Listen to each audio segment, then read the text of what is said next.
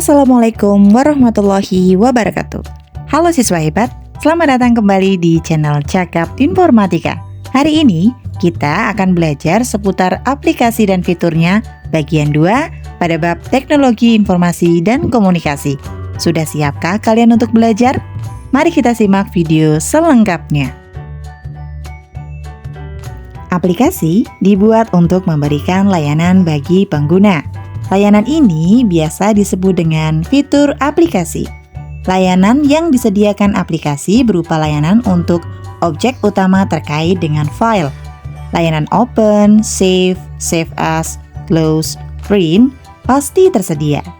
Layanan dapat diakses melalui interaksi antara pengguna aplikasi dan antarmuka atau tampilan dari aplikasi tersebut. Antarmuka aplikasi sendiri diartikan sebagai cara user atau pengguna berinteraksi dengan sistem komputer, termasuk bagaimana mereka bertukar informasi dan instruksi dengan sistem komputer. Antarmuka pengguna memungkinkan pengguna mengakses dan memberi perintah pada sistem komputer.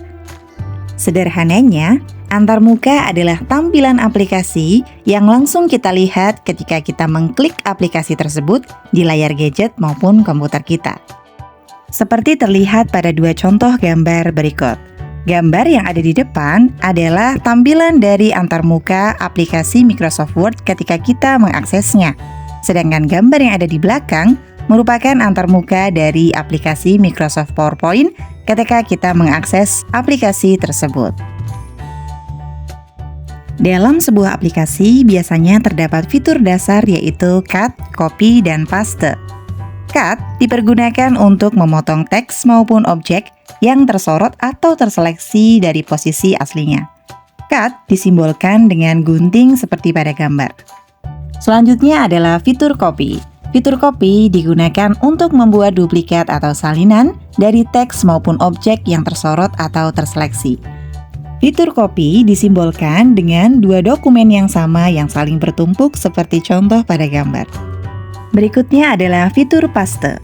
Paste digunakan untuk menempel teks maupun objek yang sebelumnya sudah mengalami proses cut maupun copy. Fitur paste disimbolkan seperti pada contoh. Selain menggunakan fitur cut, copy, dan paste untuk mengedit teks maupun objek, seringkali kita juga membutuhkan informasi yang tertera pada layar pada saat kita melakukan penelusuran maupun lainnya. Nah, pada kondisi demikian, kita bisa memanfaatkan fitur tangkapan layar atau lebih dikenal dengan screenshot yang digunakan untuk mengambil gambar tampilan layar secara penuh. Menggunakan fitur screenshot pada komputer bisa kita lakukan dengan cara menekan tombol print screen atau biasa disingkat PRTSC yang ada pada keyboard. Kemudian kita bisa memunculkan hasilnya dengan fitur paste pada aplikasi yang kita kehendaki ingin kita tempel hasil dari screenshot tersebut. Berikut adalah contoh dari pemanfaatan tombol print screen pada keyboard komputer untuk tangkapan layar. Setelah membuka halaman yang akan kita screenshot, kemudian kita tekan PRTSC pada keyboard. Selanjutnya, kita buka aplikasi di mana kita ingin menaruh hasil dari screenshot tersebut. Selanjutnya, kita bisa klik fitur paste maupun tombol shortcut Ctrl+V dan hasilnya akan keluar seperti berikut ini. Selain menggunakan tombol print screen, pada sistem operasi Windows juga tersedia fitur snipping tool yang digunakan untuk mengambil tangkapan sebagian tampilan layar yang kita kehendaki. Perbedaan paling mencolok antara fitur print screen dengan snipping tool adalah fitur print screen kita gunakan untuk menangkap seluruh tampilan layar yang terbuka pada saat itu. Sedangkan apabila kita ingin mengambil tangkapan layar hanya sebagian kecil dari keseluruhan tampilan, maka fitur yang cocok digunakan adalah snipping tool. Untuk lebih jelasnya, perhatikan contoh video berikut ini.